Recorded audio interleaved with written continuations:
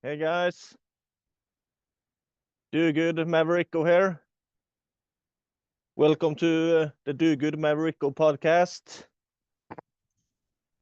episode number 51. By the way, I'm outside walking, so sorry if there is some background noise. 3 decades of failure. Thought I'd jump on and talk a bit about that. 3 decades of failure, which is basically where I'm at the moment, pretty much. But by the way, I'm using Zoom for this recording, and it looks like I have 5G internet connection, but still it looks like this video is lagging a bit. So sorry if the video or audio quality is bad. But yeah.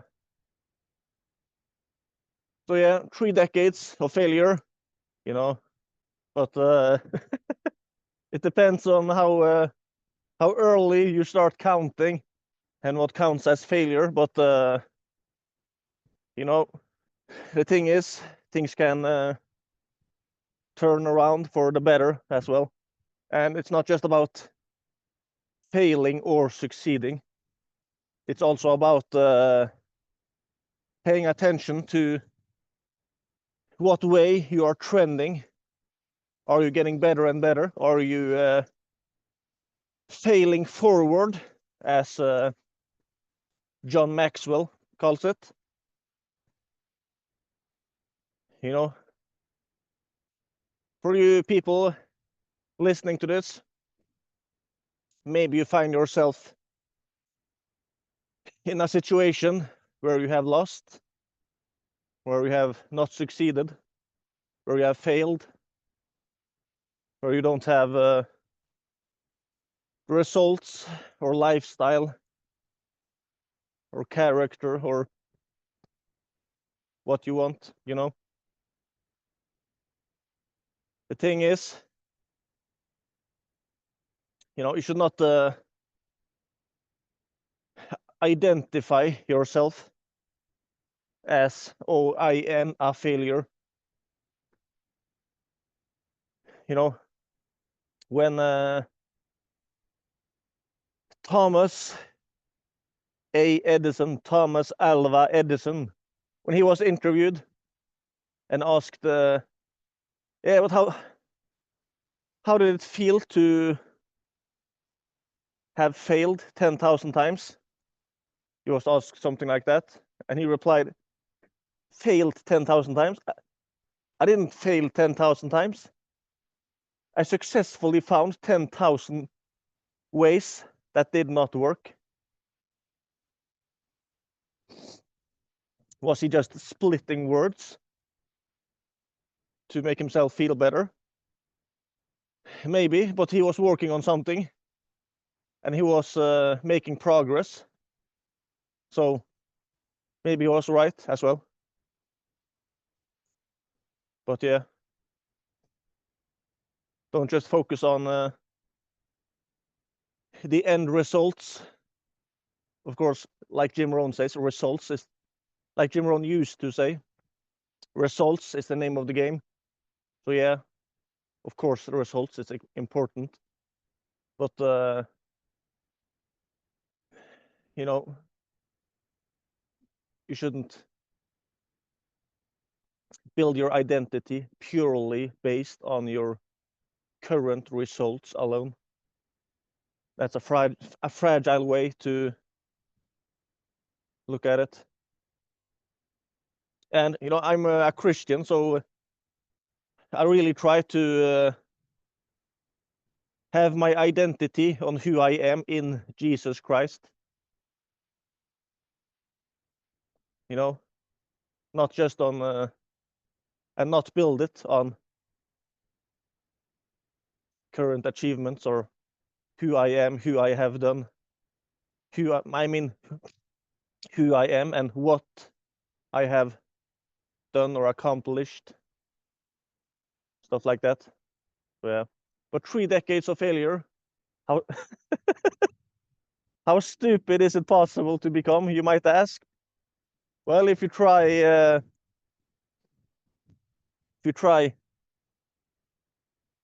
to do things outside of the normal, you know, things outside of the beaten path, so to speak,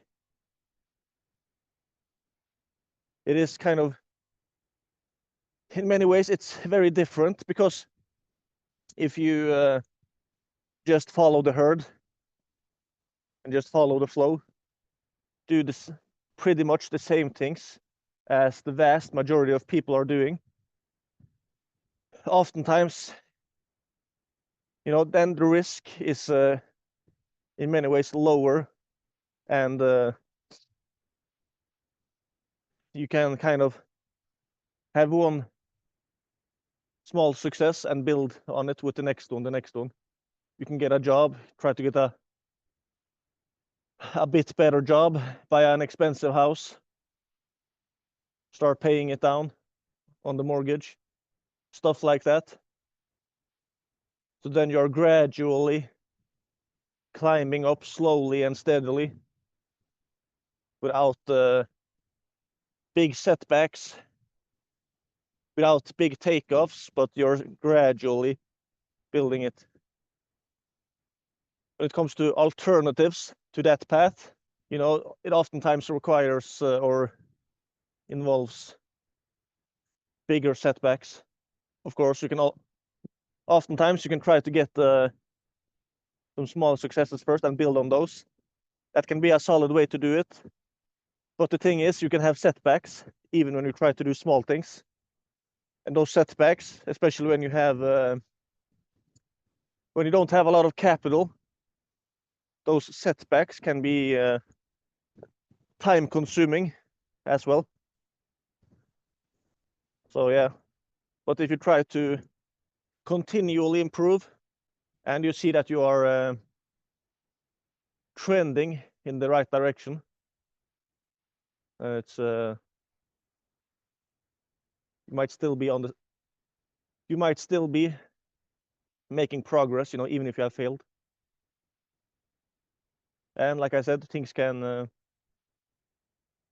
turn around quickly in this modern world with things like the internet, AI, and so forth. The ultimate success formula, as Anthony Robbins explains it. I should have searched this up. I might be butchering this. He talked a bunch about it in his program Personal Power. I bought the CD version a few years ago. I should probably get the online version as well. In Personal Power, that 30-day program, apart from his part about incantations, which is bad, that can be occult. Apart from that, and I think a few other things, apart from that, it was a lot of solid stuff. And one of them was what he called the perfect, or the ultimate success formula. Ultimate success formula. Basically, I think it was 4 steps. Know what you want, and then take massive action towards that thing, and then review your results, see if you're making progress or not, or review your approach to see if it's working or not, and then adjust your approach. So know what you want, have a goal, take massive action towards that goal, review your results, see if it's working or not, and then adjust your approach. So either maybe you have to change the way you're going about things. Sometimes you have chosen the wrong goal, but I guess most often, especially in this, especially when it comes to online entrepreneurship, I think most often it's the approach, how you are doing it. You know, it's this graph, what is it called? There is this graph, the emotional cycle of change, it's called. And it's basically the graph showing that in the beginning, oftentimes you have what's called uninformed optimism. You're really excited about things, starting something new. And then once you start taking action, you kind of fall into the next step, which is informed pessimism. Like, oh snap, this thing is more difficult than I thought. That's kind of, as it goes further, it usually goes down to the valley of despair, which is where around that part is where most people fall off, they give up. And then they move to the next thing and they start all over again at uninformed optimism. And a lot of people follow that cycle, and it might turn into something like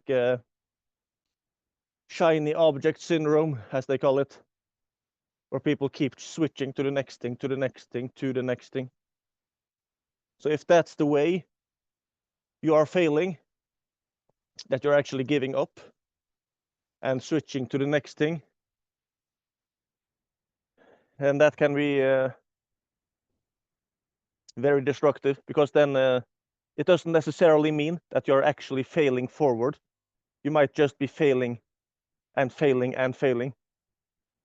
You know, you don't really get much progress done that way. Of course, you might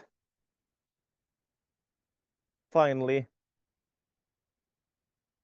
work past that valley of despair and get to the part where you come to informed optimism and eventually to success. But yeah, just thought I had to mention that when it comes to failing for 3 decades and failing, you know. And when I look back, there are so many silly things I've done.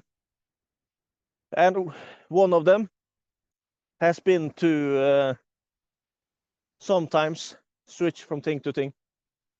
And I've not constantly been doing that. I've worked for years on projects as well. But yeah, it's definitely a trap to constantly be switching from things to things. Not something I've been doing a lot, but I have been doing it. So yeah, focus, follow one course until success.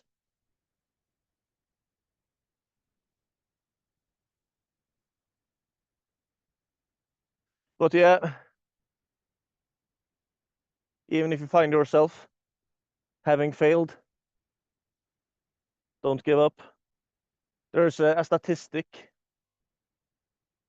I've seen several of these statistics being quoted, so I'm not really sure how accurate they are, but it keeps being listed over and over again along these lines that the average billionaire has had something like 2.3 personal bankruptcies, and the average multimillionaire has failed so many times.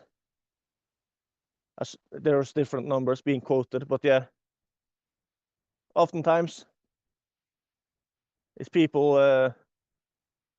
going from failure, a lot of hard work, boom, success.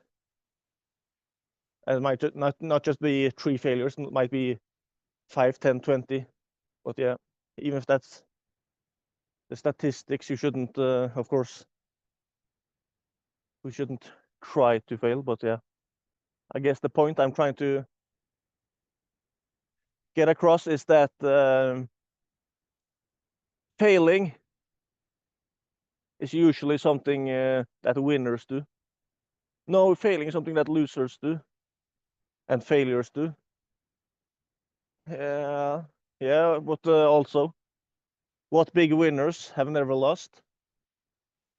You have a few narcissists online, especially these days, that claim they have never done any big mistakes. They have never really failed at anything. And yeah, how true is that? If your life was a movie, or if you were going to make a movie about your life later, how would you want it to look like? You were 15, 16 years old, and you were done with primary school. The year after, you launched a multi-million-dollar company, and you were 100% totally, completely successful in all areas of life from there on and for the rest of your life. You never failed, you never struggled, you never really had any big problems because you were so amazing that everything just kind of came easily for you. You were so brilliant and great. Is that how you would want it to be? If you had a child, would you want your child to achieve things in that way? It might turn people into spoiled brats, especially if it's given by parents, but who knows, if it's achieved too easily as well, it might mess some people up.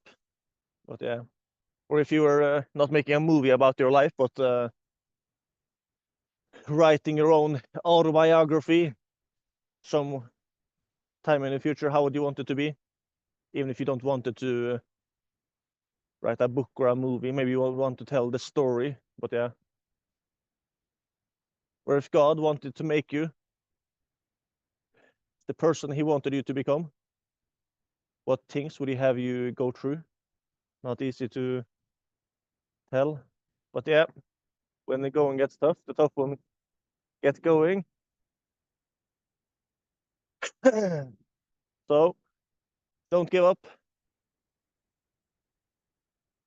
Things can change fast for the better as well. It's not just the negative way, it's also the positive way. Things can change fast.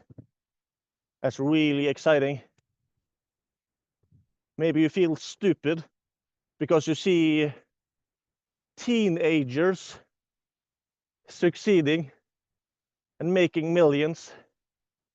Here you are yourself, like a brokey at age 30, 40, 50, 60, 70. It doesn't mean you are stupid. Things change, and I mean things happen. Circumstances and things are happening to us all. You see brilliant people, even geniuses, that are failing, or yeah, in different areas. Another thing is that for a lot of people, it might be a great idea to have more arenas in life where you can win. So it's not all about business or online business, but that you also are doing other things, maybe exercising, maybe hobbies, maybe yeah, different things. It's getting dark outside, so sorry if the video quality is bad. I guess I'm kind of rambling on here, but hopefully this will be of help or inspiration for at least one person out there, you know. One more thing I feel I should touch upon is when it comes to not giving up. Elon Musk also talks about this when it comes to a business idea. Is it the right business idea? Should you stop and try to do something else? Or should you continue and working hard and try to make it successful? That's a big challenge for a lot of entrepreneurs. If it is business you are trying to succeed in, you know.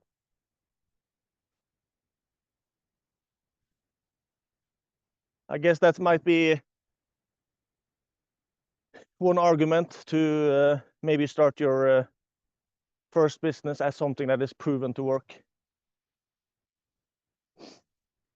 For many people, it might be a great idea to not start a brand new revolutionary startup, but maybe something along the lines of something that has worked for a lot of other people.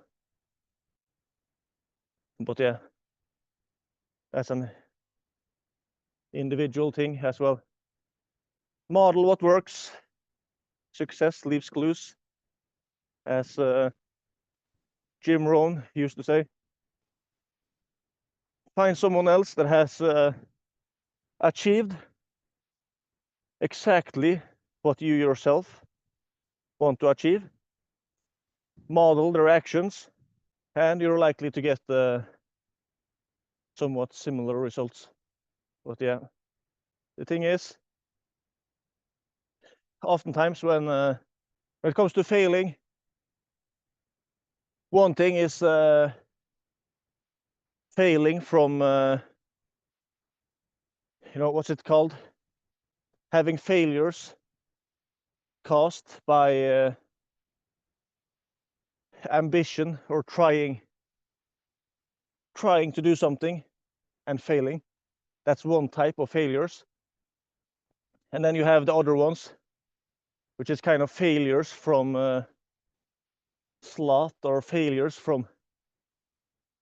basically resulting from not doing anything, or from just letting things slide downhill and gradually getting worse until you find yourself surrounded by a bunch of small failures that have kind of snowballed into a downward spiral. That's also something to keep in mind. Have you been trying to do things and failed? Or have you kind of not been trying to do anything, or not trying to do much, and it's a series of small things that has led to the position you're on now? Habits. What kind of habits do you have? There's a lot of talk about habits these days, like you should do this and that in order to be successful. And the thing is, a lot of those habits that people are listing are not really that related sometimes to what you're trying to do. But I read or I listened to the audiobook of Atomic Habits by James Clear, and the approach that he has to habits is really brilliant, because he's talking about you setting up specific habits that are related to your goals. So it's not just about going to the gym, taking a cold plunge, reading for 30 minutes, that kind of stuff. That kind of stuff can be amazing, but you can also do that kind of stuff daily for years without really achieving much. But what James Clear talks about in his book, Atomic Habits, is basically to set your habits up around what you're trying to achieve. So if, for example, you want to be an author and you want to write and publish your own book, then a daily habit that you set up for yourself might be to write at least 2 pages per day, or maybe for 1 hour per day you will work totally focused without interruptions and without distractions on writing, for example. And when you do it that way, if you build habits up that way, it's very related to what you're trying to your goals, you know. And he has this quote, James Clear, I might be butchering it, but along these lines, that if you have good habits, you make time your friend. But if you have bad habits, time becomes your enemy. Or maybe it was like this. With good habits, time becomes your friend or your ally. And with bad habits, time becomes your enemy. But yeah, anyway, things can change fast, even if it looks dark. It looks like it's not going to work. There is light in the end of the tunnel. What one man can do, another man can do. Success leaves clues, and things can change for the better. And in these days, in the modern world with internet, AI, stuff like that, things can change for the better quickly. That's exciting stuff. You might find yourself broke, sleeping in your car. 3 months later, you might be making 5 figures in profit per month, you know, and growing. You know, the last few weeks, I've been interviewing a bunch of people running paid communities that is making at least $10,000 in profit per month. And a pretty shocking thing with several of those was how quickly they were doing it. One guy and his friend, they launched a paid community about AI in Germany. I think it was about 3 weeks later. I mean, about 5 weeks later, something like that. And there were already, was it 5 weeks? It was a pretty short amount of time. I think it was during the 2nd month or the 3rd month.